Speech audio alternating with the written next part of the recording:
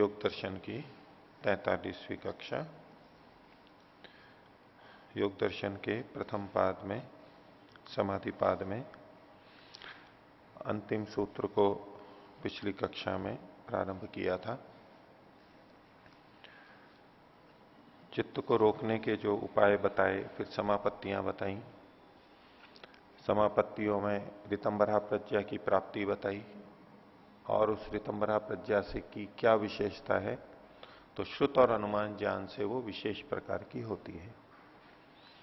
श्रुत और अनुमान सामान्य ज्ञान को बताते हैं, विशेष को नहीं बताते। और ऋतंबरा प्रज्ञा विशेष को, प्रत्यक्ष को बताती है, ये उसकी विशेषता है। और जब संप्रज्ञात समाधि होती है तो उससे भी संस्कार बनेंगे, क्योंकि संप्रज्ञात समाधि भी एक वृत्ति की स्थिति है, एक वृत्ति, एकाग्रता है। और संप्रज्ञात समाधि के लिए अपर वैराग्य रहेगा, वो एक स्थिति रहेगी, विवेक की एक स्थिति रहेगी, उसका अपना संस्कार पड़ेगा और संस्कार पड़ेगा। और संप्रज्ञात समाधि जन्य जो संस्कार है वो अन्य संस्कारों को रोकता है, क्षीण करता है। अन्य जो वित्थान संस्कार हैं, सांसारिक संस्कार हैं, अवैराग्य के संस्कार हैं, उनको वो क्षीण करेगा ही। जैसे जैसे समाधि लगेगी वो संस्कार क्षीण होंगे ही और उभरेंगे नहीं, रुक के रहेंगे। संस्कार वित्थान के, क्लेशों के अभी भी विद्यमान रहेंगे, वो तो दग्ध बीज होंगे असंप्रज्ञात में, लेकिन ये उभरेंगे नहीं, रोक करके रखेगा, वो शांत रहेंगे वो। तो तज्जय संस्कारों अन्य संस्कार प्रतिबंधी। तो संप्रज्ञात में भी संस्कार बनते हैं, वो औरों को रोकते हैं। और उसके बाद में कहा कि फिर क्या होगा, तो जब उनको भी रोक देता है संप्रज्ञात स्थिति में, संप्रज्ञात के संस्कार से जो वृत्ति उठती है, संप्रज्ञात में जो वृत्ति रहती है, उसका भी रोक लेने पर, सबका निरोध होने पर निर्बीज समाधि होती है, असंप्रज्ञात समाधि होती है। तो पिछले पाठ में किन्हीं को कुछ पूछना है तो पूछ सकते हैं जी। अच्छा जी, 50वें सूत्र में नीचे से ज्योतिर्य कथम असौ संस्कार आशय चित्तम साधिकारम ना करिष्यति, इसके एक बार समझाइए। ये प्रश्न है, ये तो समाधान में साधिकार चित्त का मतलब हुआ जो चित्त भोगों को देने वाला होता है, जन्म मरण का कारण बनता है, हमारे जन्म मरण में सहायक बनता है, क्योंकि वैसे संस्कार हैं, वैसा कर्माशय है, तो वो बार बार लेगा। जब तक हमें विवेक नहीं हो जाता तो चित्त साधिकार बना रहेगा। तो ऐसे संस्कार जो अविवेक के हैं, क्लेश से युक्त हैं, वो चित्त को साधिकार करते हैं। चित्त का साधिकार अधिकार बना रहेगा, वो हमारे को हमारे साथ में जुड़ा रहेगा, सूक्ष्म शरीर के साथ में। तो जितने भी लौकिक संस्कार हैं वो चित्त को और अधिक साधिकार करते हैं। जैसे शुद्धि का काम हमारे पास में हो, तो शुद्धि करनी है, जो जब तक सफाई नहीं होती, हमारा अधिकार बना रहेगा, वहां पर नियुक्त रहेंगे सफाई करने के लिए। और ऐसे में हम सफाई थोड़ी बहुत कर भी रहे हैं या नहीं कर रहे, और गंदगी और बढ़ती जा रही है, तो हमारा अधिकार बना ही रहेगा। मान लीजिए पुलिस और न्यायालय कुछ समय के लिए बनाए गए हों कहीं, कि भाई जब ये ठीक हो जाएगा, कोई कमेटी गठित की गई, कोई दस्ता गठित किया गया कि जब ये दोष समाप्त हो जाएगा, बस तब तक के लिए है ये। जैसे कि जांच आयोग बनते हैं, जब तक वो कार्य नहीं होता है तब तक उनका अधिकार बना हुआ रहता है। तो मान लीजिए अपराधों के लिए, कोई विशेष अपराध के लिए या आतंकवाद के लिए विशेष दल गठित किया, अगर वो आतंकवाद बढ़ता ही रहेगा, चलता ही रहेगा, तो उनका भी अधिकार बना रहेगा, तो समाप्ति नहीं होगा, क्योंकि आतंकवाद बना हुआ है, वो दस्ता काम करता रहेगा। लेकिन यदि वो आतंकवाद कम होता जा रहा है, कम होता जा रहा है, कुछ ऐसी व्यवस्थाएं बनाई गई जिससे कि आतंकवाद कम हो रहा है, तो वो व्यवस्थाएं उस जांच समिति को या दस्ते को साधिकार नहीं करती, बल्कि उनका अधिकार कम करती जाती है। किसी व्यक्ति को काम में लगाया कि भाई इस गांव में निरक्षर हैं लोग बाग, जब तक साक्षर हो जाते हैं तब तक आपका काम है। चिकित्सक को लगाया, जब तक सब स्वस्थ नहीं हो जाते हैं तब तक आपका काम है। तो ठीक होते जाते हैं रोगी, या तो लोग शिक्षित होते जाते हैं, वैसे वैसे उस शिक्षक का या चिकित्सक का अधिकार कम होता जाता है ना। उन लोगों का शिक्षित होना, स्वस्थ होना चिकित्सक और अध्यापक के अधिकार को बढ़ाता नहीं है, कम करता चला जाता है। ठीक है, उसको समाप्ति की तरफ ले जाता है। लेकिन यदि रोग बढ़ता जा रहा हो, एक की जगह फिर और रोग बढ़ रहा हो, लोग अधिक अधिक रोगी बढ़ रहे हो, तो उससे चिकित्सक का अधिकार कार्य का घटेगा नहीं, बल्कि और काम बढ़ जाएगा। और जब तक वो सारे ठीक नहीं हो जाते तब तक उसका अधिकार चलता रहेगा। और अगर लोग ठीक ही नहीं हो रहे हैं तो उनका अधिकार बना रहेगा, समाप्त नहीं होगा ना कभी भी। तो ऐसे ही सांसारिक विषयों का सेवन अविद्यापूर्वक जब होता रहता है, तब चित्त साधिकार बना रहेगा, चलता रहेगा चलता रहेगा। तो ना रोग समाप्त होंगे और चिकित्सक भी बना रहेगा, अपराध समाप्त नहीं होंगे, पुलिस दस्ता बना रहेगा, ये चलता रहेगा। लेकिन अगर सुधार की प्रक्रिया शुरू हो गई तो अब उनका अधिकार समाप्त होता जाएगा। उन्हें लगेगा कि अब क्या होगा हमारा, हम तो निठल्ले हो जाएंगे, अब कोई काम ही नहीं है हमारा। तो ऐसे में वो अधिकार बनाए रखने के लिए काम करते रहते हैं, जिससे हमारा अधिकार बना रहे। सबको ठीक नहीं करेंगे पूरा, सबको शिक्षित नहीं करेंगे, चलने दो ताकि हमारा बना रहे, ऐसा हो सकता है ना। तो यहां जो संप्रज्ञात समाधि के संस्कार हैं वो चित्त को अधिकार युक्त नहीं करते। ये प्रश्न इसलिए उठाया गया क्योंकि पीछे जो हम देख रहे थे वित्तांत संस्कारों से संबंधित, कि संस्कारों के कारण से चित्त साधिकार बनता है। ठीक है, अब संस्कार बताया इसके भी होते हैं। तो पूछा उन्होंने कि भाई ये संस्कार साधिकार क्यों नहीं करेंगे, आप कह रहे हो ये मुक्ति की तरफ बढ़ाएंगे, यह है तो ये भी संस्कार, तो ये भी तो चित्त को साधिकार करेंगे। ऐसी आशंका प्रश्न किसी को हो सकता है, इसलिए कहा कथम असौ संस्कार आशय है, ये संस्कार आशय संप्रज्ञात समाधि वाला चित्त को साधिकार नहीं करेगा। तो उसका उत्तर दिया न ते प्रज्ञाकृता संस्कार, ये जो संस्कार है ये प्रज्ञाकृत है, विवेक से युक्त है, ऋतंबरा प्रज्ञाकृत है, इसमें दोष नहीं है। इससे पहले के जो संस्कार थे वो प्रज्ञाकृत नहीं थे, वो मिथ्या ज्ञान उसमें जुड़ा हुआ था, प्रज्ञा ठीक काम नहीं कर रही थी। ऋतंबरा प्रज्ञा तो थी नहीं, जो लौकिक रूप से हम जिसको प्रज्ञा बुद्धि कहते हैं वो तो काम कर ही रही है, लेकिन विवेक नहीं था उस समय। तो ये संस्कार तो प्रज्ञाकृत हैं। तो ऋतंबरा प्रज्ञा से होने वाले जो संस्कार हैं वो क्लेश क्षय हेतुत्वाद, क्लेशों को क्षीण करने के कारण से, क्योंकि इससे क्लेश क्षीण होते हैं, इसलिए चित्तम अधिकार विशिष्टम न कुर्वन्ति, चित्त को साधिकार नहीं करते। चित्त का अधिकार तब होगा जब क्लेश साथ में होंगे, अविद्या साथ में होगी।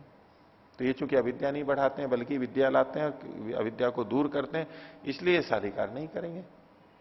हो गया। और कोई? ठीक है, तो आगे देखते हैं। 51 में हम देख रहे थे, जब पीछे कहा कि तज्ज संस्कारों अन्य संस्कार प्रतिबंधी, तो कहा कि किम चास्य भवति, और क्या होता है, इसके आगे का चरण क्या है। तो चूंकि ये प्रथम पाद चल रहा है, समाधि पाद चल रहा है, और ये बिल्कुल अंतिम सूत्र है, तो ये अंतिम स्थिति को बता रहा है। ऐसे योग दर्शन में कई जगह पे आगे भी अंतिम स्थिति आएगी, यहां बताया जाता है ये अंतिम स्थिति आ गई, चौथे पाद के अंत में भी अंतिम स्थिति आएगी, यहां पर भी समाधि का प्रसंग है तो ये अंतिम स्थिति को बता रहे हैं। तो का सूत्र था तस्यापि निरोधे, उस संप्रज्ञात समाधि का प्रज्ञा का भी निरोध होने पर, सर्व निरोधात सबका निरोध होने से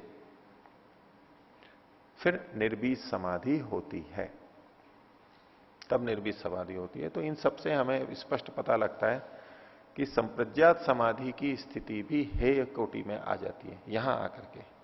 अभी तो पहले तो उपादेय रहेगी कि हमें मिल जाए वो समाधि, और अपर वैराग्य और पर वैराग्य के संदर्भ में भी हम इसको उसी तरह समझ सकते हैं कि संप्रज्ञात समाधि अपर वैराग्य के होने पे हुई थी, और वहां जो कुछ भी चल रहा था वो विवेक था, विवेक ख्याति थी, बुद्धि से युक्त था, चित्त उसमें सक्रिय था, और उसको चित्त से भी वैराग्य हो जाता है, उसको प्रकृति से भी गुण वैतृष्ण्य हो जाता है। तो वो जब होगा तो उसके बाद में ये निर्बीज समाधि प्रारंभ होगी, यानी परवैराग्य होगा। तो तस्यापि निरोधे सर्व निरोधात निर्बीज समाधि। भाष्य हमने थोड़ा देखा था, स न केवलम समाधि प्रज्ञा विरोधी। ये जो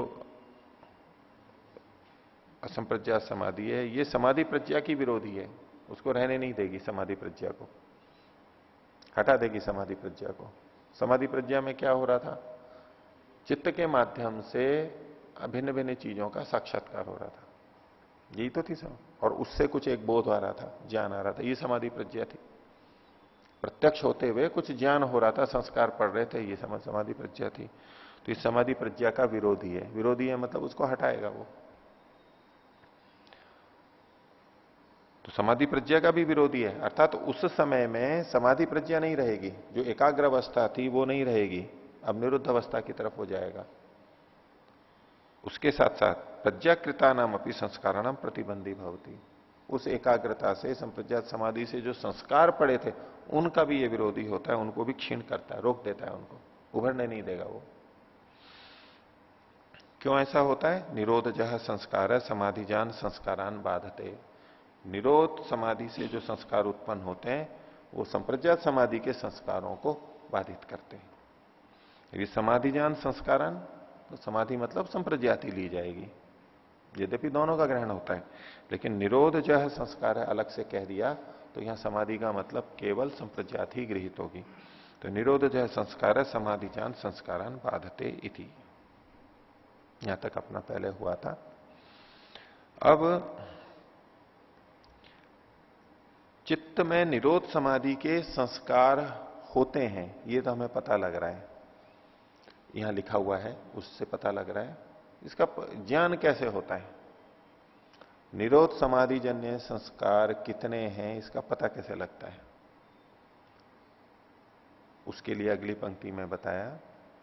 तो जैसे हम अन्य विषयों में जानते हैं कि इससे संबंधित संस्कार हमारे में कितने हैं, कम हैं, अधिक हैं इत्यादि, ये जो हमारे अंदर संस्कार रहते हैं उसका हमें पता कैसे लगता है, हमारे अंदर कैसे संस्कार हैं इसका पता कैसे लगेगा हमारे को, हमारी वृत्तियों से लगेगा, चित्त में जो वृत्ति है उससे। अब चित्त की वृत्तियों का भी कैसे पता लगता है, तो वो उसकी वाणी है, व्यवहार है, उस सबसे पता लगता चला जाता है, उसकी कार्य रूप में परिणति होती है। लेकिन वैसे हमें अपना पता लग जाता है वृत्तियों से कि भाई कैसे कैसे संस्कार अभी मेरे अंदर विद्यमान है, वृत्तियों से पता लग जाएगा। अब इसके लिए कैसे हम अनुमान करते हैं, संस्कारों का हमेशा अनुमान ही किया जाता है, संस्कारों का प्रत्यक्ष नहीं होता है सामान्य रूप से। तो समाधि में प्रत्यक्ष होता है वो एक अलग बात है, लेकिन हम सामान्य रूप से संस्कारों का अनुमान करते हैं वृत्तियों के द्वारा। तो निरोध समाधि जन्य संस्कार हैं, इसका पता, उनके अस्तित्व का पता कैसे लगेगा, उसके लिए एक बात यहां पर कही गई है। तो पंक्ति देखिए आगे, निरोध स्थिति काल क्रमानुभवेन निरोध चित्तकृत संस्कार अस्तित्वम अनुमेयम। निरोध चित्त के द्वारा किए गए संस्कार, निरोध चित्तकृत संस्कार, ये संस्कार तो पढ़ रहे हैं, कैसे पढ़े हैं, निरोध चित्त के द्वारा बनाए गए संस्कार हैं, ये वृत्ति से नहीं है। वृत्ति से संस्कार पढ़ते हैं वो अपनी जगह ठीक है, और वो वृत्ति संस्कार चक्र व्यापक रूप से चलता है, अधिकतम वो ही होता रहता है। लेकिन यहां जो संस्कार पढ़ रहे हैं चित्त पे, वो निरोध चित्त के द्वारा ही ये संस्कार पढ़ रहे हैं चित्त के ऊपर। चित्त जब निरुद्ध स्थिति में है तो उस स्थिति का अपने आप में चित्त पर एक प्रभाव आ रहा है, उसका संस्कार पढ़ रहा है। तो निरोध चित्त के द्वारा किए गए संस्कार, उनका अस्तित्वम अनुमेयम, उनका अस्तित्व अनुमेय है, अनुमान से पता लगता है। कैसे पता लगता है अनुमान से, वो है या नहीं है और कैसे हैं, कितने हैं, इसका अनुमान कैसे लगता है, तो कहा निरोध स्थिति काल क्रमानुभवेन। निरोध, निरोध का मतलब तो असंप्रज्ञात समाधि हो गई, चित्त वृत्ति निरोध वाली स्थिति। तो निरोध की जो स्थिति है, अवस्था है, एक बनी हुई है, उसके काल क्रम के अनुभव से कि निरोध स्थिति कितनी देर रह रही है, प्रारंभ होगी तो थोड़ी सी आएगी, बिल्कुल क्षण भर के लिए आ गई, थोड़ी सी आ गई। जैसे कि एकाग्रता पहले थोड़ी देर के लिए आती है, फिर बढ़ती चली जाती है, ऐसे निरोध स्थिति भी थोड़ी सी देर के लिए आएगी, एक झलक दिखा के चली जाएगी, फिर आएगी कभी फिर। तो निरोध की स्थिति के काल क्रम के अनुभव से, और कितना कितना काल है, धीरे धीरे काल बढ़ता गया बढ़ता गया बढ़ता गया, निरोध स्थिति बनती गई, उस अनुभव से हमें पता लगता है कि निरोध चित्तकृत संस्कार हैं। प्रारंभ में जब निरोध समाधि लगी तो थोड़ी सी देर के लिए लगी, अब दूसरी बार फिर प्रयत्न किया तो फिर थोड़ी देर लगी, उससे थोड़ी अधिक लग गई। ये अधिक क्यों होती जा रही है, सरलता से क्यों होती जा रही है, शीघ्र क्यों होती जा रही है? शीघ्र हो रही है, जल्दी और सरलता से हो रही है, और दीर्घकाल तक हो रही है। कैसे हो रही है? तो इसी से अनुमान लगाते हैं कि जो पीछे निरोध समाधि थी उसके संस्कार पड़ रहे हैं। क्योंकि प्रयत्न तो जितना हो रहा है हो रहा है, अब जो उसमें सरलता आ रही है, शीघ्रता आ रही है, या समय बढ़ रहा है, उसमें पिछले निरोध संस्कारों का सहयोग अब मिल रहा है, वो बढ़ते जा रहे हैं। तो वर्तमान का प्रयत्न और पिछले संस्कार, ये दो चीजें अलग अलग हो गई। ठीक है, प्रयत्न के साथ पिछले संस्कार भी जुड़े हुए हैं। अब हमारे को शीघ्रता से वो कालक्रम का अनुभव जो हो रहा है, अधिक देर तक हो रहा है, इससे पता लगता है कि इसके संस्कार पड़ गए हैं। तो संस्कार के अस्तित्व का पता कैसे लगेगा? निरोध समाधि की शीघ्रता से, शीघ्र लगने से, सरलता से लगने से, देर तक लगने से पता लगता है कि इसके संस्कार हमारे पड़ रहे हैं। ये अनुमान से पता लग रहा है, वृत्ति से तो पता लगेगा नहीं इसमें, क्योंकि ये वृत्तियों से बने ही नहीं है। अन्य संस्कारों का ज्ञान तो हमें वृत्तियों से हो जाता है, तत्त वृत्तियों से हो जाता है।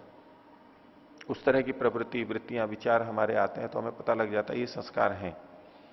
इसके लिए तो कोई वृत्ति उठने वाली नहीं है, क्योंकि अगर वृत्ति उठ गई तो फिर वो निरोध अवस्था ही नहीं कहलाएगी। अगर वृत्ति उठी तो वो निरोध अवस्था थोड़ा ना कहलाएगी, निरुद्ध अवस्था में कोई वृत्ति नहीं रहेगी। तो निरोध अवस्था ही, असंप्रज्ञात समाधि ही, जब उसके काल के क्रम का अनुभव देखते हैं हम, उससे ही पता लग जाता है कि इसके संस्कार पड़े हुए हैं।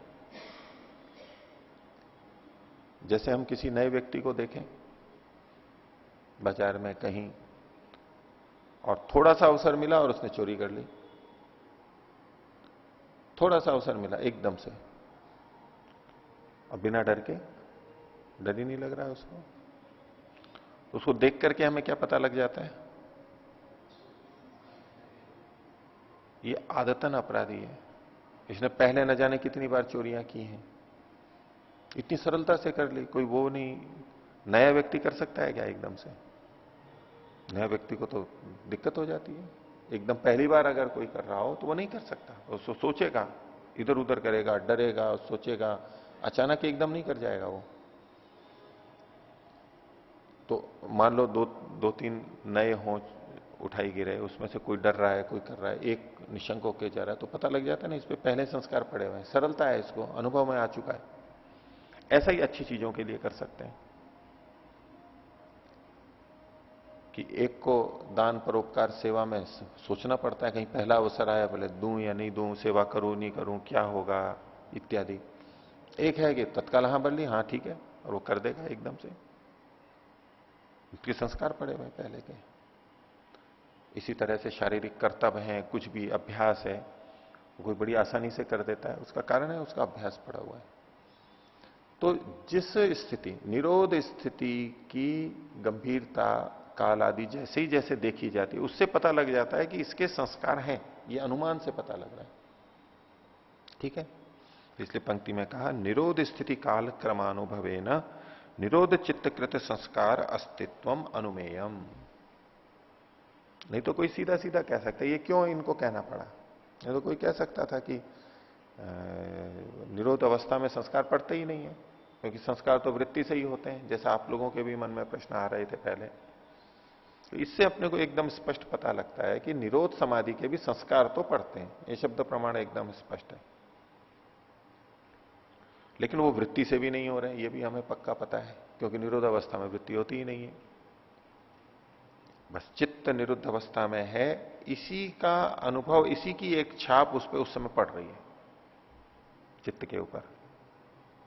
निरुद्ध अवस्था का भी एक, निरुद्ध भी एक स्थिति है, वो उसी का ही एक संस्कार पड़ रहा है वहां पर, और वो उसको आगे की निरोध समाधि में, असंप्रज्ञात समाधि में सहायता करेगा। आगे आगे आगे आगे वो संस्कार बलवान होता जाएगा और उसको सरलता होती चली जाएगी, जल्दी जल्दी होता जाएगा। तो इसी से इसके अस्तित्व का अनुमान कर सकते हैं। ठीक है, आगे देखिए। व्युत्थान निरोध समाधि प्रभवै ही सह कैवल्य प्रभागीय संस्कार चित्तम स्वस्याम प्रकृतौ अवस्थितायाम प्रविलीयते। अब बाद में क्या होगा? व्युत्थान संस्कारों को क्षीण किया था संप्रज्ञात समाधि ने, समाधि जन्य प्रज्ञाकृत संस्कारों ने, उसको भी क्षीण किया इसने, और इसके भी अपने संस्कार हैं। तो चित्त तो बना हुआ है अभी भी, और जब तक चित्त है तब तक बंधन है। शरीर के रूप में हम बंधन देखते हैं, ये तो बाहर का रूप हो गया। अंदर के रूप की दृष्टि से चित्त बंधा हुआ है। ये शरीर तो फिर भी छूट जाता है, इस जब हमारी मृत्यु होती है, वो मन फिर भी, चित्त फिर भी साथ में रहता है। तो बंधन का जो सूक्ष्म शरीर के रूप में, चित्त के रूप में जो हमारे साथ में प्रकृति बंधी हुई रहती है, वो हटना चाहिए। ये शरीर के छूटने से तो फिर जन्म मिल जाता है, अगला ही फिर जन्म मिल जाता है। तो ये चित्त कब प्रलय को प्राप्त होता है? छूट जाता है। उस स्थिति में यहां पर कहा कि ये चित्त, और उसमें होता क्या है, साथ में रहता क्या है? तो उसमें ये निरोध संस्कार रहते हैं। पिछले संस्कार क्षीण कर दिए, ये चित्त संस्कार से रहित नहीं हो जाएगा, निरोध संस्कार तो फिर भी रहेंगे उसके। इसलिए कहा व्युत्थान निरोध समाधि प्रभवई। समाधि प्रभवई, समाधि से उत्पन्न होने वाले। कौन सी समाधि से? व्युत्थान के निरोध को करने वाली जो समाधि है, व्युत्थान संस्कार या उत्थान यानी वृत्ति के निरोध वाली जो समाधि है, उससे उत्पन्न जो संस्कार है उनके साथ। और वो संस्कार कैसे हैं? कैवल्य भागी यही, वो कैवल्य को देने वाले हैं, कैवल्य की ओर ले जाने वाले हैं, मुक्ति की ओर ले जाने वाले हैं, कैवल्य भागी हैं वो। ऐसे संस्कार ही संस्कारों के सह साथ में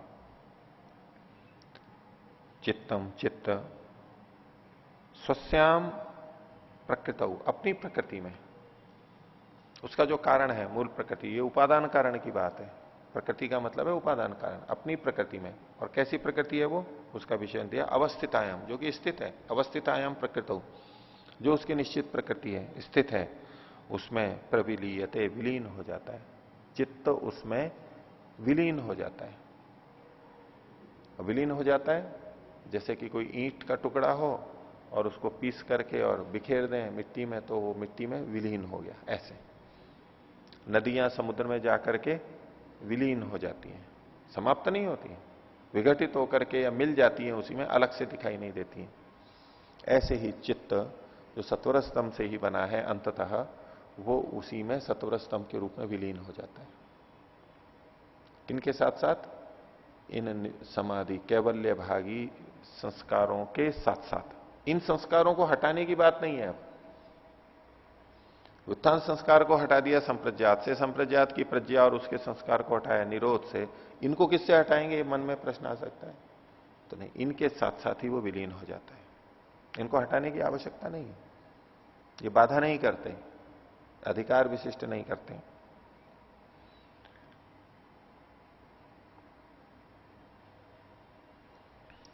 इसको इस रूप में समझ सकते हैं जैसे कि किसी कागज पे कुछ लिखा हुआ है, एक तो उस पर मिटाना होता है, कागज है और उसको मिटाया हमने, उस पर लिखे हुए को। एक वो तरीका होता है, कुछ चीज मिटाई करी, अंत में जो लिखी हुई है। फिर बाद में जब मान लो कागज को ही हमने नष्ट कर दिया, तो उस पर जो लिखा हुआ है वो भी उसी के साथ साथ नष्ट हो जाएगा। और उदाहरण, पत्थर की शिला पर कुछ लिख देते हैं, शिलालेख जैसे प्राचीन काल में होते थे, वो खोद खोद करके लिख दिया, अक्षर हैं, ये एक तरह से संस्कार पड़े हुए हैं। पत्थर पे लिखा हुआ है मतलब चित्त पे संस्कार पड़े हुए हैं। अब वो पत्थर यदि अपनी प्रकृति में विलीन हो, यानी मिट्टी में, मिट्टी से ही पत्थर बनता है, वो पत्थर को घिसते जाएं या पीस दें, तोड़ दें, तो उस पर जो लिखा हुआ था वो कहां चला गया? कुछ नहीं, उसके साथ ही समाप्त हो गया। उसको समाप्त करने की कोई आवश्यकता नहीं है। और अलग से पत्थर को नष्ट किया, चूरा किया, तो उस पर लिखा हुआ तो अपने आप चला ही जाने वाला है। ऐसे ही चित्त जब अपनी प्रकृति में विलीन होता है तो चित्त पर पड़े हुए जो संस्कार थे कैवल्य भागीय और वित्थान के भी जो संस्कार थे, अब उसमें अविद्या नहीं रही है इस रूप में, वो विद्या के रूप में आ गए हैं। ये गलत है, ये सही है। जो भी अपना अनुभव था वो कहां चला जाएगा? चित्त के समाप्त होने के साथ साथ समाप्त हो जाएगा, नहीं बचेगा अब उसका। कई लोग उसके रूप में लेते हैं कि भाई चित्त, मुक्ति के अंदर चित्त साथ में रखना पड़ता है, मानते हैं वो कि नहीं चित्त भी रहेगा, सूक्ष्म शरीर साथ में रहेगा। क्यों? यदि वो नष्ट हो गया तो फिर संस्कार कहां जाएंगे? फिर तो संस्कार ही समाप्त हो जाएंगे। संस्कार तो चित्त में रहते हैं और चित्त ही समाप्त हो जाएगा, फिर मुक्ति के बाद में आएगा तो वो संस्कार कहां से लाएगा? पिछले वाले इत्यादि कोई जने तर्क रखते हैं। तो चित्त तो साथ में रहता है, चित्त को साथ में रखने की बात ही नहीं है। वैसे स्पष्ट उल्लेख है कि प्रकृति से बिल्कुल अलग हो जाता है आत्मा, और वो संस्कार भी समाप्त हो जाते हैं। ये पिछले संस्कार समाप्त हो जाते हैं, संस्कार तो रहते नहीं है। इन संस्कारों से वासना रूप संस्कारों का सीधा सीधा संकेत है, वो तो लिया ही जाता है। प्रश्न फिर रह जाता है कर्माशय का। धर्माधर्म रूप जो संस्कार है, कर्माशय भी तो चित्त में रहता है, धर्माधर्म रूप संस्कार भी तो चित्त में रहते हैं। तो यहां अलग से कुछ नहीं कहा गया, पर यहां अधिक संकेत किस तरफ है? वासना रूप संस्कार के लिए। ज्ञानात्मक जो संस्कार है बस यही समाप्त होगा। अब किसने मुक्ति से पहले क्या पढ़ाई की थी, कौन किस क्षेत्र में बढ़ा हुआ था, कौन किस क्षेत्र में बढ़ा हुआ था, उसका वहां कोई लेना देना नहीं है, समाप्त सब। ये सब तो हमारे उस विवेक की प्राप्ति में सहायक बन रहे थे, उस स्थिति तक पहुंचाने में और हमारे कुछ व्यवहारिक कार्यों को करने में सहायक बन रहे थे, उतना ही उनका प्रयोजन था। आजीविका चल रही थी, व्यवहार चल रहा था, लेन देन चल रहा था, अपना जीवन चल रहा था, उसके लिए जो आवश्यक थे। अब उसके बाद में कुछ भी नहीं है उनका। तो मुक्ति में वो सब आत्माएं समान ही हो जाती हैं, क्योंकि पिछले सारे संस्कार उनके समाप्त हो जाते हैं। उनको जानना है तो वो परमात्मा के माध्यम से जान सकते हैं कि किसने पहले क्या किया था, क्या संस्कार थे। परमात्मा के ज्ञान में तो है, लेकिन चित्त इसके साथ में नहीं रहता है और उसके संस्कार भी सारे समाप्त हो जाते हैं। इसलिए मुक्ति से जब लौटते हैं तब पिछले संस्कार नहीं रहते हैं, समाप्त तो वो तो हो गए। क्योंकि कईयों के मन में ये प्रश्न उठ जाता है कि मुक्ति में जो आत्मा गई है वो तो असंप्रज्ञात समाधि, जीवन मुक्त और विवेकी होकर के गई थी। अब मुक्ति से वो लौटेगी कैसे? विवेक तो है उसके पास में, मिथ्या ज्ञान तो है ही नहीं उसके पास, लौटेगी क्यों? एक तो दूसरा, मुक्ति से लौटना मान भी दिया शब्द प्रमाण के आधार पर, तो जब उनका जन्म होगा तो वो तो अज्ञान में फंस ही नहीं सकते, क्योंकि तो विवेक से युक्त थे। मुक्ति में गए थे तब पूरा विवेक प्राप्त हो गया था, अविद्या थी नहीं, और मुक्ति में रहे परमात्मा की सन्निधि में, वहां भी मिथ्या ज्ञान का प्रश्न ही नहीं है, शुद्ध ज्ञान में है अभी। तो अब वो जो आत्माएं लौटेंगी वो तो अत्यंत पवित्र और शुद्ध ज्ञान वाली होनी चाहिए, ऐसा कई जने तर्क रखते हैं। और इसी कारण से जो 4 वेदों का ज्ञान है वो भी कहते हैं मुक्ति से लौटी भी आत्मा को देते हैं, क्योंकि वो सबसे शुद्ध होती है। और वो प्रश्न करते हैं कि जब इतनी शुद्ध आत्मा थी, विवेकी थी, सब कुछ हो गया था, अब जब वो मुक्ति के बाद में जन्म लेगी तो वो अविद्या से ग्रस्त कैसे होती है? बंधन में फिर क्यों आ जाती है? वो गलत कार्य क्यों करने लग जाती है? अन्याय अत्याचार क्यों करती है वो आत्मा? ये उनके सामने एक प्रश्न हो जो खड़ा हो जाता है कि विद्या के रहते हुए भी क्यों ऐसा होता है। तो वास्तविकता यह है कि मुक्ति से जो लौट के आत्मा आती है उनके पास पिछला कोई ज्ञान नहीं रहता है। मुक्ति से पहले का जो था वो तो इस चित्त के प्रविलीन होने के साथ साथ समाप्त हो जाता है। जो भी साधना की, जो भी पढ़े लिखे, कुछ कोई काम का नहीं, बस समाप्त, कोई प्रयोजन नहीं है उनका। और मुक्ति में जो था उस समय कोई चित्त है नहीं, उस पर कोई संस्कार पड़ नहीं रहा है मुक्ति का। तो अब मुक्ति के बाद का जो जीवन प्रारंभ होता है वो बिल्कुल नया होता है। उसमें ये छाप नहीं लगी हुई होती कि ये मुक्ति को प्राप्त व्यक्ति है, आत्मा है, ये जीवन मुक्त था, पिछले जीवन में उसने ये पढ़ा था, वो सब कुछ लगा हुआ नहीं रहता है। ये देश विदेश में प्रचार करके आया है, इसने इतनी पुस्तकें लिखी हैं, इसने इतने प्रवचन दिए हैं, ये लगा रहता है ना अभी हमारे साथ में। इसके पास ये उपाधियां हैं, इसने इतने इतने कार्य किए हैं इत्यादि। इसका प्रभाव तो यहां रहता है, तो वहां कुछ नहीं रहता है, समाप्त सारा। और उसका कारण यही है, ये पंक्ति है कि चित्त के प्रविलीन होने के साथ साथ सारे संस्कार जो निरोध समाधि जन्य संस्कार हैं, कैवल्य भागी हैं, वो भी समाप्त हो जाते हैं। ये तो यही आएगा मुक्ति के बाद में, जब लौटी है, सारा ज्ञान तो था ही मुक्ति का उसको, वो तो फिर एकदम जल्दी से योगाभ्यास करके और मान लो जन्म भी ले लिया करके, एक तो तत्काल मुक्ति में चली जाएंगी। और फिर जब उनको कहते हैं कि सब आत्माएं कभी ना कभी तो मुक्ति में गई हुई हैं, बोले जब मुक्ति में गई हुई थी तो मुक्ति से लौट के फिर तत्काल मुक्ति में चली जानी चाहिए थी, ये इतने वर्षों तक क्यों घूम रही हैं जन्म मरण के चक्र में। तो ऐसा नहीं है, वो सब संस्कार, कोई ज्ञान नहीं, ये मुक्ति के बाद में बिल्कुल नए सिरे से सब कुछ समाप्त। मुक्ति से जो आत्मा लौट के आएगी उससे ज्यादा तो हम लोग जान लेते। हम भी ऐसे ही थे, हम भी जब मुक्ति से लौट के आए या आगे लौटेंगे तो हम भी वैसे ही होंगे। और जो हमारे से आगे कई जन्म ले चुके, जीवन के अनुभव ले चुके, कुछ साधना कर चुके हैं, वो हमारे से आगे ही होंगे। कई लोग इसको मुक्ति में भी संस्कार पढ़ते हैं और अनुभव आते हैं, इसको परोक्ष रूप से बोल देते हैं। वैसे ये जानते हैं लेकिन फिर भी वैसा बोल देते हैं। कोई कहे कि भाई हम पहले मुक्ति में गए थे, इसमें क्या प्रमाण है, कोई प्रश्न करते हैं तो उसके उत्तर में क्या कहा जाता है, बोले हम सब शुद्ध सुख चाहते हैं अभी भी, हम सब अर्थात मुक्ति में जाना चाहते हैं। तो हम सब मुक्ति में जाना चाहते हैं तो हमने पहले मुक्ति का अनुभव किया होगा तभी तो जाना चाहते हैं। भाई हमारा जो अनुभव होता है पहले सुखद अनुभव है, हम उसको चाहते हैं ना, बार बार फिर उसको चाहते हैं ना। तो हम अभी मुक्ति को चाहते हैं, ये इस बात को सिद्ध करता है हम पहले मुक्ति में गए थे, मुक्ति का अनुभव है हमारे को, ऐसा कह देते हैं। ये तो अब आपके सामने, तो पिछली सारी बात जो पृष्ठभूमि में मैं बोल रहा था तो वो आपके सामने है, तो अब आपको एकदम होगा कि नहीं ऐसा तो हो ही नहीं सकता। अब वो ये उत्तर देने के लिए कि हम मुक्ति में गए थे, उसके प्रमाण के रूप में कहते हैं चूंकि हमारी अभी भी मुक्ति की इच्छा है।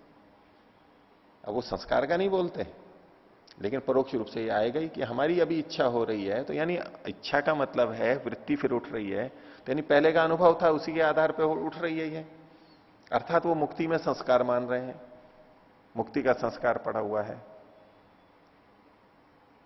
तो ऐसा नहीं है, वो मुक्ति का कोई संस्कार नहीं। इस प्रश्न का उत्तर तो हम ये भी यही दे सकते हैं, वो ज्यादा अच्छा है। हम पहले मुक्ति में गए थे, अनादिकाल से सृष्टि चल रही है और सब आत्माएं समान है, जब ये जा रही हैं तो दूसरी भी गई होंगी। और जो हमारी इच्छा है हम मुक्ति को प्राप्त करें, शुद्ध सुख को प्राप्त करें, ये तो आत्मा का स्वभाव है।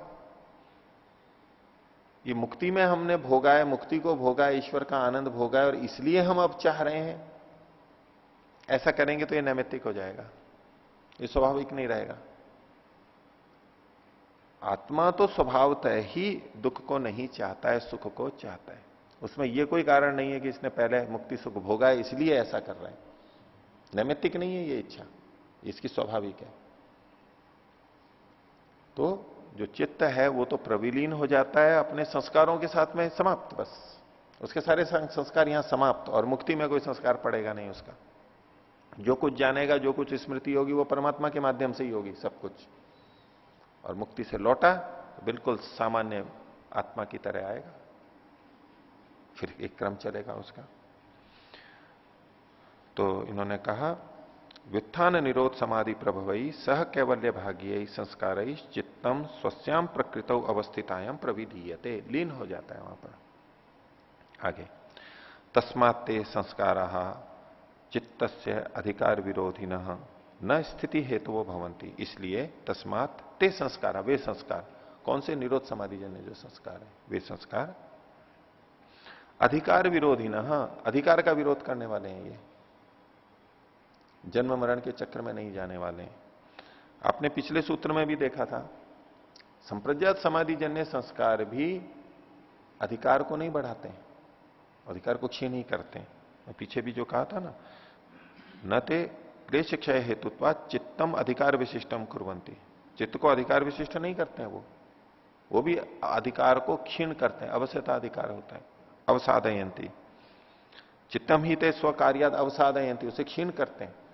तो संप्रज्ञात समाधि जन्य संस्कार भी मुक्ति में बाधक नहीं है उस दृष्टि से, तो अधिकार विशिष्ट नहीं करते हैं, वो भी अधिकार का विरोध करते हैं, क्षीण करते हैं, और निरोध समाधि जन्य संस्कार भी क्षीण करते हैं। इसलिए कहा तस्मात् ते संस्कार, वे संस्कार चित्त से अधिकार विरोधी न, चित्त के अधिकार का विरोध ही करते हैं। असंप्रज्ञात समाधि लगेगी तो चित्त का अधिकार क्षीण होगा ही, जन्म मरण से वो हटेगा ही, बचा कुचा काम करके बस लौटने की तैयारी शुरू कर देगा, वो अपने बेबोरिया बिस्तर बांधना शुरू करेगा कि अब जाने का समय आ गया, तैयारी। तस्माते संस्कारा चित्त से अधिकार विरोधी ना, एक बात ये चित्त के अधिकार का विरोध करने वाले ये जो संस्कार हैं, ये न स्थिति हेतु भवंती, ये स्थिति के कारण नहीं बनते। अब यहां स्थिति का मतलब है जन्म मरण वाली स्थिति, बंधन वाली स्थिति। बंधन वाली जो स्थिति इसलिए कि वो थोड़ी देर तक बनी रहती है, लंबे समय तक। जन्म मरण ये एक स्थिति है हमारी, एक मुक्त अवस्था वो एक स्थिति है। तो ये स्थिति का मतलब जन्म मरण वाला है। न स्थिति है तो वो भवंती, स्थिति का कारण नहीं बनते। आगे, यस्मात् अवस्थिताधिकारम सह कैवल्य भागई संस्कार चित्तम निवर्तते, चूंकि यस्मात् है जिस कारण से, अवस्थिताधिकारम चित्तम, जिसके अधिकार शांत हो गए हैं ऐसा जो चित्त है वह है, और सह कैवल्य भागई संस्कारी, मुक्ति को दिलाने वाले संस्कारों के साथ साथ ये चित्त निवर्तते, निवृत्त हो जाता है, हट जाता है। ये पिछली बात को दोहराया जा रहा है, क्योंकि चित्त निवृत्त हो जाता है, अपने समाधि जन्य संस्कारों के साथ साथ निवृत्त हो जाता है, कैवल्य भागीय संस्कारों के साथ साथ चित्त निवृत्त हो जाता है, हट जाता है। तो तस्मिन निवृत्त है, और उसके निवृत्त हो जाने पर अब क्या स्थिति बनेगी? अभी तो हमारे साथ में चित्त है, और जब भी चित्त निवृत्त हो जाएगा, हम अपना काम करके यानी हट जाएगा, आत्मा को छोड़ देगा, तो पुरुष यानी तो आत्मा, जीवात्मा स्वरूप मात्र प्रतिष्ठा अपने स्वरूप मात्र में स्थित हो जाता है, उसका जो अपना रूप है। जब तक चित्त रहता है तब तक वृत्ति सारूप्य मित्रत्र, वृत्ति सारूप्य बनता रहता है। जब तीसरे सूत्र में भी कहा था, तदा दृष्टु स्वरूपे अवस्थानम, चित्त वृत्ति निरोध होने पर भी दृष्टा अपने स्वरूप में स्थित हो जाता है। अभी अपने स्वरूप में स्थिति को तीन अलग अलग भागों में देख सकते हैं। एक वो स्थिति थी कि अन्य वृत्तियां रुक गई, केवल एकाग्र स्थिति है, आत्मा का साक्षात्कार हो रहा है, उस समय में वो स्वरूप में स्थित है। आत्मा चित्त है अभी भी, तब भी आत्मा अपने स्वरूप का ज्ञान करती है, ये भी स्वरूप में स्थिति है। एक है कि चित्त बिल्कुल निरुद्ध अवस्था में हो गया है, एक भी वृत्ति नहीं है, उस समय भी आत्मा में वृत्ति सारूप्यता नहीं रहेगी, क्योंकि चित्त निरुद्ध है।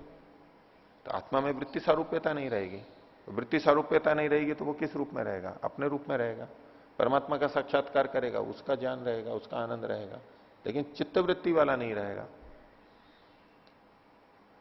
और जब नितांत निवृत्त हो जाता है चित्त, ये जो अपने प्रकृति में विलीन हो जाता है, उस स्थिति में तब भी आत्मा अपने स्वरूप में स्थित रहता है, चित्त वृत्ति नहीं रहती है, प्रकृति उसको बांध करके नहीं रखती है। तो तस्मिन निवृत्ते, अब तो निवृत्त के तीन तरह से अर्थ कर सकते हैं, उसमें तीन या चार भी कर सकते हैं। एक हो गया संप्रज्ञात वाला, अन्य वृत्तियां रुक गई हैं और एक वृत्ति है, ये भी एक तरह से निवृत्ति है। वो गौण है, ये सबसे निचली निवृत्ति है। दूसरी है असंप्रज्ञात समाधि वाली निवृत्ति, जिसमें कि अन्य वृत्तियां रुक जाती हैं, निरुद्ध अवस्था में चित्त आ गया है, लेकिन संस्कार अभी है। एक है जीवन मुक्त के बाद में, ये चौथी की दृष्टि से मैं कह रहा हूं, वैसे तीसरा आएगा।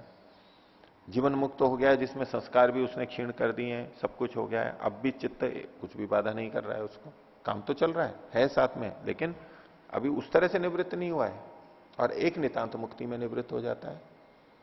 जीवन मुक्त जब मर जाता है तब नितांत मुक्ति है, वो भी एक निवृत्ति है। तो एक संप्रज्ञात वाली निवृत्ति, एक असंप्रज्ञात वाली निवृत्ति, एक असंप्रज्ञात के अंत में जीवन मुक्त के बाद में निवृत्ति, और एक नितांत निवृत्ति। सब जगह एक एक अंश में हम लगा सकते हैं, और यहां पूर्ण निवृत्ति, चूंकि ये प्रकृति में विलीन हो रहा है, उस स्थिति के लिए कह रहे हैं।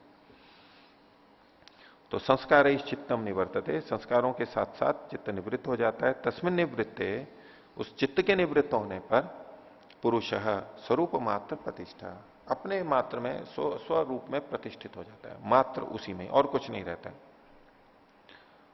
अतः शुद्ध, इसलिए इस स्थिति में ये पूर्ण शुद्ध रहता है। बाकी समय में तो वृत्ति सारूप्यता रह सकती है, पूर्ण शुद्ध नहीं होता, शुद्ध होता हुआ भी शुद्ध नहीं होता है। तो ये ऐसी स्थिति में जब चला गया तो ये पूर्ण शुद्ध हो गया। शुद्ध केवलः, उसको शुद्ध कहते हैं, ऐसी अवस्था में आत्मा को शुद्ध कहते हैं। केवलः, वो अकेला होता है, उसको केवली कहते हैं, केवल है। मुक्तः, मुक्त हो गया है, छूट गया है। किससे छूट गया है? प्रकृति से छूट गया है, चित्त से छूट गया है, मुक्त हो गया है। मुक्तः इति उच्यते, उसको इन नामों से पुकारा जाता है कि शुद्ध है, ये केवल है, और ये मुक्त है। इन शब्दों से उसको कहा जाता है। ये नितांत मुक्ति की बात अंत में जाकर के इन्होंने प्रस्तुत की। तो तस्यापि निरोधे सर्व निरोधात निर्बीजः समाधि, विषय तो निर्बीज समाधि तक का था। व्यास जी ने फिर उसके आगे भी बात रख दी कि निर्बीज समाधि होने के बाद भी क्या होगा, और संप्रज्ञात समाधि में, असंप्रज्ञात समाधि में और क्या क्या होता है वो आगे भी बताएंगे, वहां पर कैसे संस्कार क्षीण होते हैं इत्यादि, और फिर चौथे पाद में भी बताएंगे, तीसरे में भी बताएंगे। वो प्रक्रिया करते करते करते वहां विस्तार से आएगा। यहां पर इन्होंने भाष्य में संकेत रूप में कुछ बातें लिख दी हैं। तो शुद्ध केवल मुक्त हो जाता है। तो इस प्रकार से ये पहला पाद समाधि पाद समाप्त होता है। इसमें किन्हीं को कुछ पूछना है तो पूछिए, बोलिए।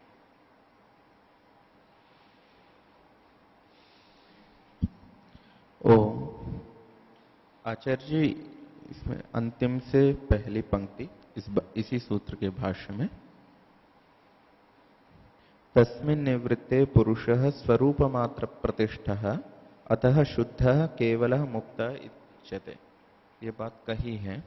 ये तो असंप्रज्ञात समाधि के विषय में कहा है। कैसे बताओ जी, बताओ कैसे? मैं पूछ रहा हूँ आचार्य जी।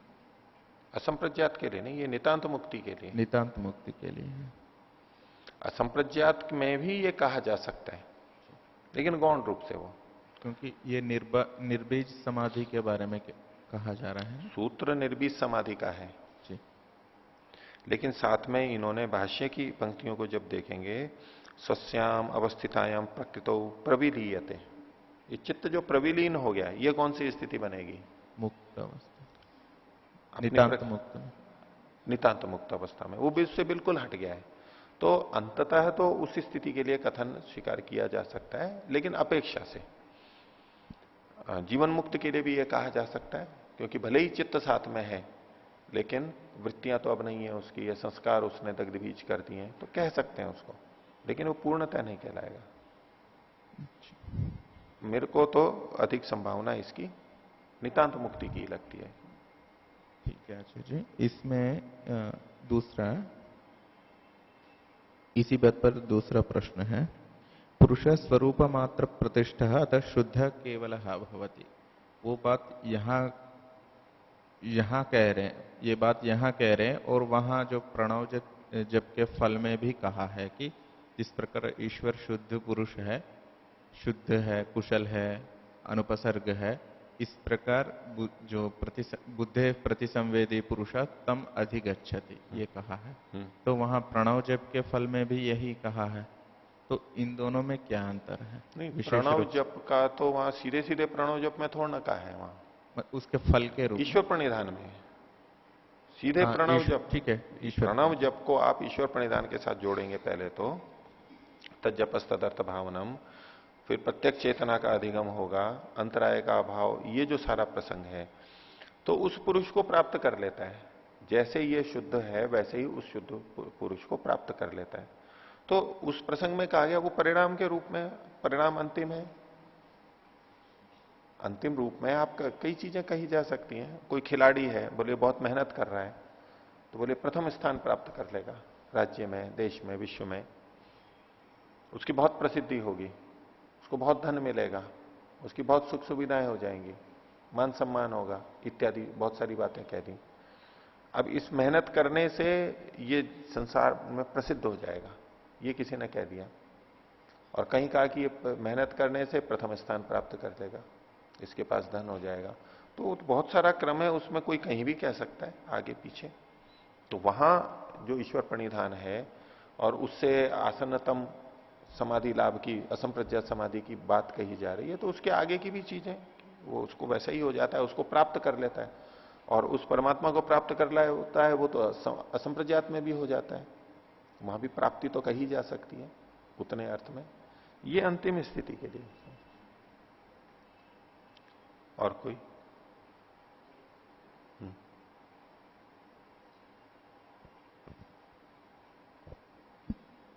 आचार्य जी, ये जो चित्त प्रकृति में विलीन हो जाता है तो ये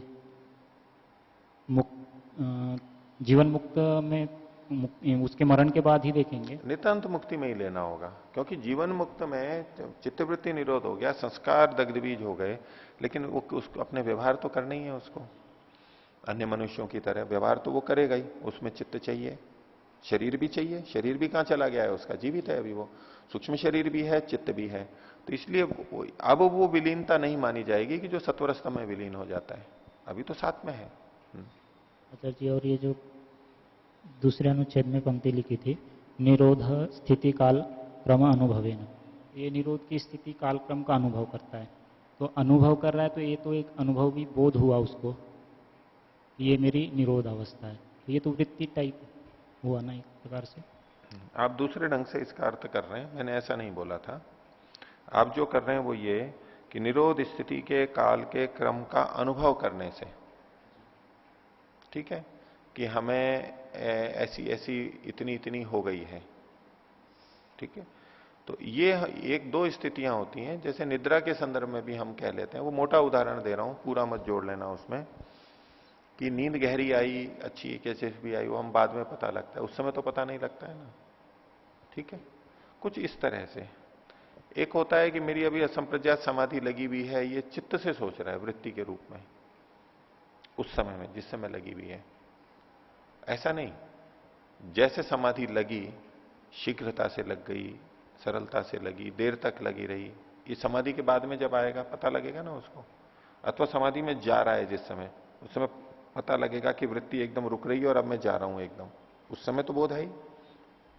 जिस समय असंप्रज्ञात में जा रहा है उस समय तो बोध है, असंप्रज्ञात में जाने के बाद में वृत्ति नहीं रहेगी, लेकिन वहां जब जा रहा है उसमें, उस स्थिति में, तो उसे लग रहा है कि उतने अंश में वृत्ति रहेगी थोड़े से में उसका, तो ये अनुभव तो रहेगा।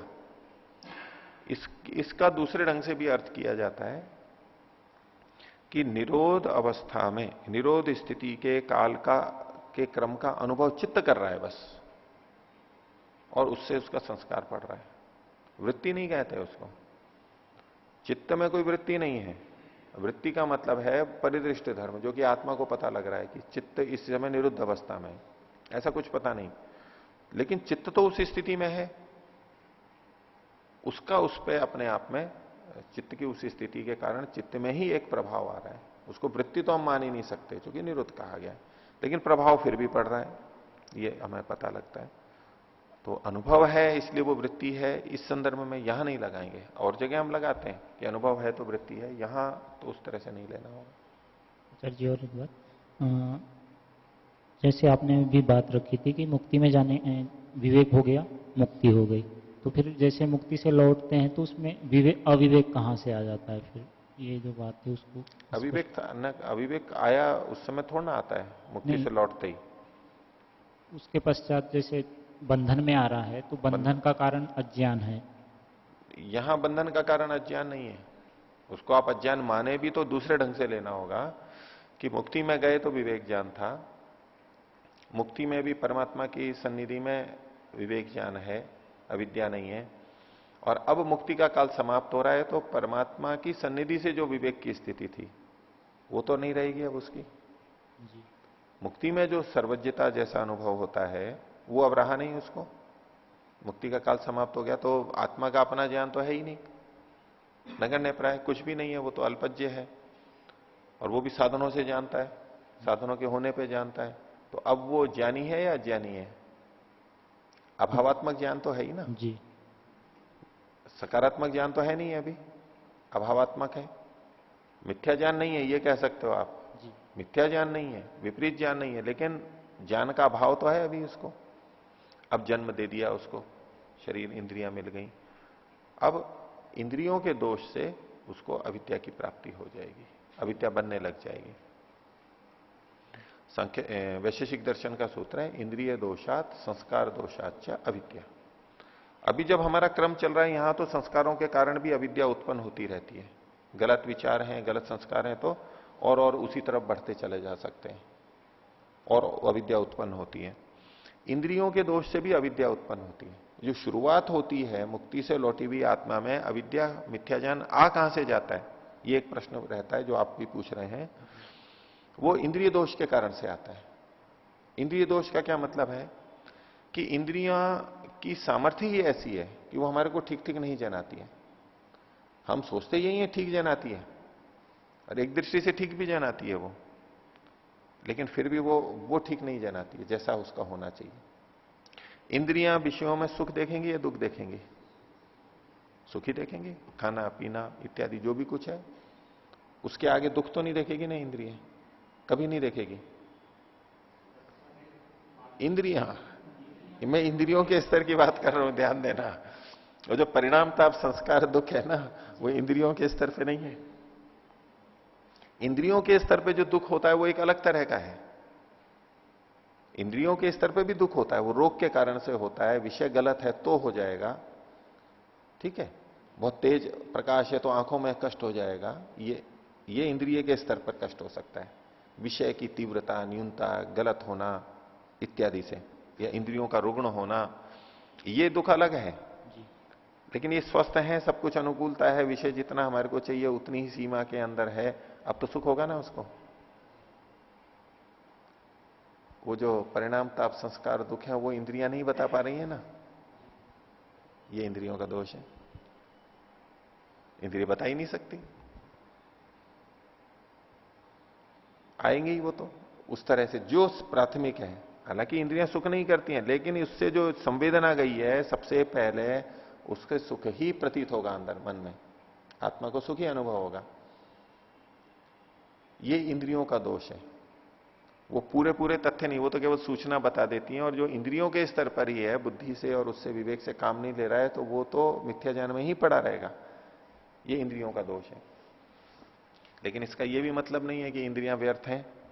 हमारा सारा व्यवहार इंद्रियों से ही चलता है। हम जिस किसी को भी देखते हैं, सुनते हैं, पढ़ते हैं, रंग रूप का ज्ञान होता है, स्वाद का ज्ञान होता है, इतना ज्ञान तो वो ठीक ठीक करा रहा है। ये आप हो, ये आप हो, अलग अलग है, इनके ऐसे कपड़े हैं, ये वस्तु ऐसी है, ये सब्जी तरी वाली है या सूखी है, इत्यादि जो ये सारा ज्ञान हो रहा है ये तो ठीक ही करवा रही है, इसमें दोष नहीं कह रहा हूं मैं भी। लेकिन विषयों के प्रति जो भाव है वो प्रथम तो सुख का ही आएगा, और ये वैसे अविद्या है। ये इंद्रियों का दोष है, एक दोष। दूसरा, इंद्रियों की सामर्थ्य ऐसी है कि प्रथम दृष्टया हम कुछ चीजों को बाद में जैसा समझते हैं, पहले ऐसा नहीं समझते। दूर की चीजें छोटी होती हैं, बड़ी होती हैं, हैं? मैं ये पूछ रहा हूं, दूर की चीजें छोटी होती है या बड़ी होती है? बड़ी होती है। दिखती कैसी है ये तो ना पूछ रहा हूं मैं। जैसी होती है वैसी होती है, दूर कीजिए छोटी भी बड़ी होती है तो बड़ी होती है, छोटी होती है तो छोटी होती है। ठीक है, जो गाड़ी वाहन हमारे पास में है, जो रेलगाड़ी हमारे पास से गुजर के गई, वो दूर जाती जा रही है, दूर जाती जा रही है, तो कैसी हो रही है वो? छोटी होती जा रही है, जादू की बनी हुई है। इंद्रियां छोटा दिखा रही हैं क्या? वो छोटी होती है वास्तव में। जब हम उसके पास दूर खड़ी है छोटी और हम पास में जाते हैं तो फिर बड़ी हो जाती है वो। तो ये वस्तु में जादू है या इंद्रियों का दोष है? इंद्रियों का दोष है ये, वो ऐसा ही दिखाती है। ये तो हमारे बाद में हम इधर उधर जाते हैं, देखते हैं कि भाई दूर से छोटी दिख रही है लेकिन वास्तव में छोटी नहीं है, ये तो हमारे को समझ आ जाता है। इसलिए हम ये निष्कर्ष नहीं निकालते कि वो दूर की चीज छोटी दिख रही है तो वो छोटी है। हम ऐसा निष्कर्ष नहीं निकालते। रेल की पटड़ी दूर से नजदीक दिखाई देती है, यहां से चौड़ी दिखाई देती है, तो प्रथम दृष्टिया नेत्र ऐसे ही दिखाएंगे। और इस सिद्धांत को जानते हुए भी, ये हम समझते हुए भी, और वैज्ञानिक तो हमारे से ज्यादा जानते हैं, लेकिन फिर भी कुछ समय पहले तक जिनको तारा समझा जाता था, ये एक तारा है, क्योंकि हमारे को एक टिमटिमाता हुआ एक बिंदु दिखाई दे रहा है। जब वो अंतरिक्ष के बाहर हब्बल टेलीस्कोप है और वो बाह्य वातावरण यानी इस वायुमंडल के भी बाहर ऊपर स्थित करके और फिर उसको बहुत दूरबीनों से बड़ी बड़ी जो है बहुत पारमाणविक बहुत शक्तिशाली, उनसे जब देखा गया तो कह रहे कि वो तो पूरी की पूरी गैलेक्सी है। बाद में पता लगा, लेकिन हमें क्या दिखाई देगा? वो तो हम उनकी बात मानते हैं, लेकिन हमारे को हमारा प्रत्यक्ष क्या है? पृथ्वी घूम रही है या चल रही है, घूम रही है या स्थिर है? हमारा प्रत्यक्ष क्या है? वो पढ़े हुए को मत लाना, स्मृति को शुद्ध रखना अभी स्मृति परिशुद्ध, समाधि लगा लो यहां पर। क्या पढ़ा है, क्या सुना है, पृथ्वी घूम रही है इतनी गति से, वो छोड़ दो। यूं देखेंगे तो क्या है? स्थिर लगती है हमारे को। कैसे? ये प्रत्यक्ष हो रहा है हमारे को, ये सही है गलत है? ये किसका दोष है? इंद्रिय का दोष है। लेकिन हमारे लिए यही अनुकूल है, इसलिए ऐसा ही बनाया गया, ईश्वर ने ऐसा ही बनाया इंद्रियों को। लेकिन प्रथम दृष्टिया ही होगा। सूर्य पृथ्वी के चक्कर लगा रहा है या पृथ्वी सूर्य के चक्कर लगा रही है? पृथ्वी सूर्य के। इंद्रियों से क्या पता लग रहा है? सूर्य लगा रहा है, प्रत्यक्ष है ना। ये अव्यपदेश्य है ज्ञान। इंद्रियार्थ सन्निकर्षोत्पन्नम ज्ञानम, प्रत्यक्ष वाला लक्षण घटा रहा हूं। इंद्रिय और अर्थ का सन्निकर्ष हो रहा है, सूर्य आ रहा है, जा रहा है, पृथ्वी स्थिर है। अव्यपदेशम, किसी ने कहा भी नहीं है हमारे को प्रत्यक्ष। अव्यभिचारी, इसका व्यभिचार भी नहीं होता कभी भी, यहीं पर ही रहना पृथ्वी पे कभी व्यभिचार नहीं होता है, ऐसे ही उगता है और जाता है। और निश्चयात्मक है, व्यवसायत्मक है। कभी संदेह होता है क्या कि पृथ्वी घूम रही है या सूर्य घूम रहा है या चंद्रमा घूम रहा है? कोई बात नहीं। चंद्रमा तो चलो वैसे ही घूमता है, इसलिए वहां तो बात नहीं घटेगी। सूर्य वाले उदाहरण को ही लेके चलते हैं। अव्यपदेश्य है, अव्यभिचारी है, व्यवसायत्मक है, सब कुछ है। आप कैसे उसको कहोगे कि ये प्रत्यक्ष नहीं है? यहां पर रहते हुए एक स्थिति में, दूसरी स्थिति में जाके देखेंगे तो वो अलग चीज आ जाएगी। यह है इंद्रियों का दोष। और इंद्रियां ऐसे शुरू में दिखाती हैं, तो जो मुक्ति के बाद में लौट के आते हैं कि अविद्या आ कहां से गई है, तो इंद्रियां शरीर ये ऐसे ही बने रहते हैं कि प्रारंभिक जानकारी तो यही होगी। अब वो उसको अनुभव लेगा, विवेक लेगा, परिणाम में क्या आ रहा है, वर्षों बाद में क्या प्रभाव आ रहा है, उसके आधार पर फिर उसका विवेक बनता जाता है कि ये तो त्रुटि थी, मैं इसको गलत मानता था पहले। तो अविद्या तो इंद्रिय दोष से आती है, ये इसका समाधान। यही समाप्त करते हैं। प्रणाम।